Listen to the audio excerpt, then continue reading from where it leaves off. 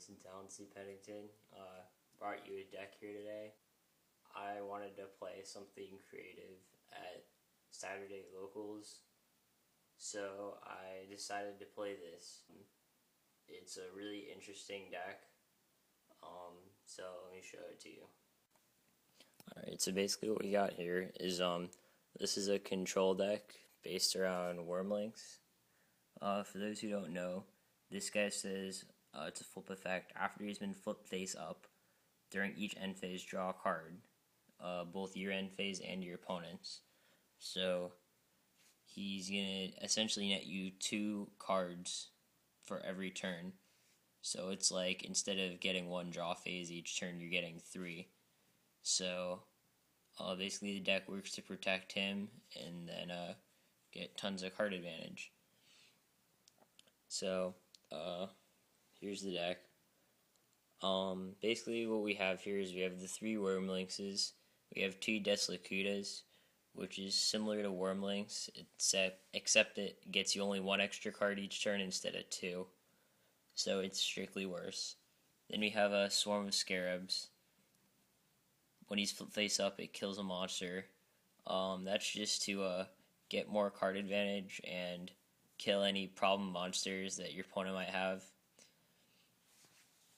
Then we have Stealth Bird, which is that along with Wave Motion Cannon or the win conditions. This isn't really a burn deck. It's a control deck that uses those 2 cards as the win conditions. Then we have Sangan because it searches for anything in the deck. Morphing Jar because it's really good to set turn 1. And then we have 3 Effect Veilers to stop all of our opponent's effects, obviously. Then we have Pot of Dualities, which are very important in this deck. It's not really a combo deck, but you need certain cards together. So, like, if you have the Worm Linx and you need the Steelcage, for example, Pot of Duality will help you get there. And then we have Reborn and Dark Hole staples. Then we have Level Limit as some more stall. We have Dark Bribes. Those are mainly going to be negating cards like Icarus Attack, Royal Decree, Gladiator Beast, War Chariot, just any spell or trap that gets in the way of our plan. We have 2 Solemn Warnings here. Their use is pretty obvious. Stop any monster that's gonna wreck your plan here. Solemn Judgment, Royal Oppression to stop all those special summon decks. 3 Threatening Roars. It's good because it's chainable, and you know it goes along with the old Protect the Worm Linx plan. It's a good card.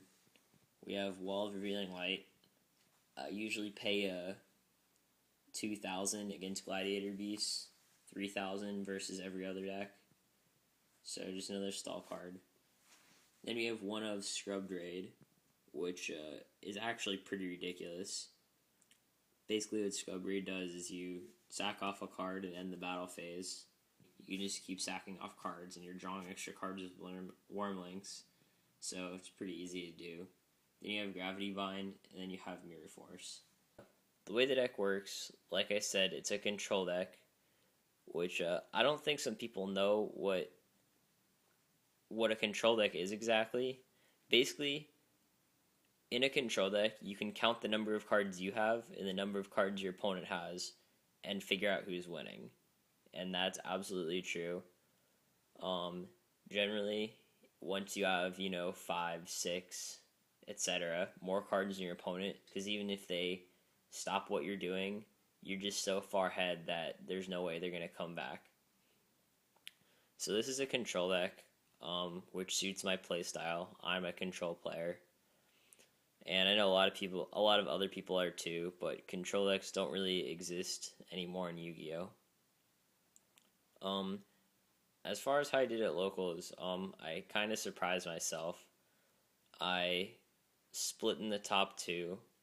My only loss during the tournament was versus Jake Mattern's scrap deck. Anything that mains Royal Decree is a bad matchup for this deck, obviously. and Jake was maining 3 Royal Decrees, so that kind of got in my way. And Scraps are just a good deck. Scrap Dragon, you obviously need to answer that, or it's just going to blow up a card every turn, and it's pretty hard to beat that. So this deck isn't top tier or anything, but it's certainly a fun option to consider. It is expensive with the Solemn Warnings, the Pot of Duality, and the Effect Veilers, but it's fun nonetheless. It's worth it. When playing this deck, just make sure decking out can be an issue. I never decked out at all during the tournament, but I had to constantly be aware of the possibility. So I had to play around it a lot. Like in order to get the Worm Linxes off the field, sometimes I had Dark Hole. Sometimes I would summon Effect Veiler in Synchro. Sometimes I would use Scrub Ray to sack them off. So just keep that in mind. This deck does not have any amazing matchups. They're all around 50-50 or less, which is why it's not a top tier deck. But if you're a good player, it'll get there. Black Wings is around 50-50. Quick Draw is around 50-50. Basically, any deck that does not have Royal Decree is 50-50 or slightly less. And then all the decks with Royal Decree are just awful for you. Luckily for me, a lot of people play anti-meta decks in my area, and this deck has a really good matchup against anti-meta, because you're just drawing a bajillion cards, and they can't do anything to stop you. So, any kind of anti-meta or beatdown sort of strategy, remove from game decks, Gravekeepers, etc. This deck is good against those. So that's always good. I didn't get to play against Glads, but I think Glads might be favorable, just because it seems like they'd never be able to get an attack through. But Chariot and Solemn Warning also kind of hurt you, so I'm not sure on that one. I'll have to let you know. This isn't exactly a deck that I'm going to keep playing or anything, because I don't think it has enough potential to do well at YCS necessarily. But I do think if the meta changed and maybe this deck got new cards, it could be a top tier deck in the future. So it's certainly on my radar. As far as YCS Atlanta goes, I can't believe it's only a week away. I'm still going for sure, but this deck is not on my list of options for Atlanta. I'll most likely try to perfect the plant deck and play that. If for whatever reason I don't feel plants are good enough, Blackwings will most likely be my plan B. So I'm feeling good about Atlanta.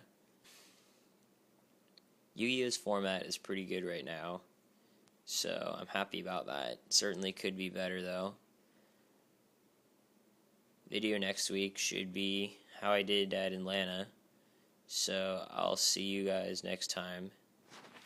And remember, not everyone can be a master, but for those who can't, there's always Alan C. Pennington.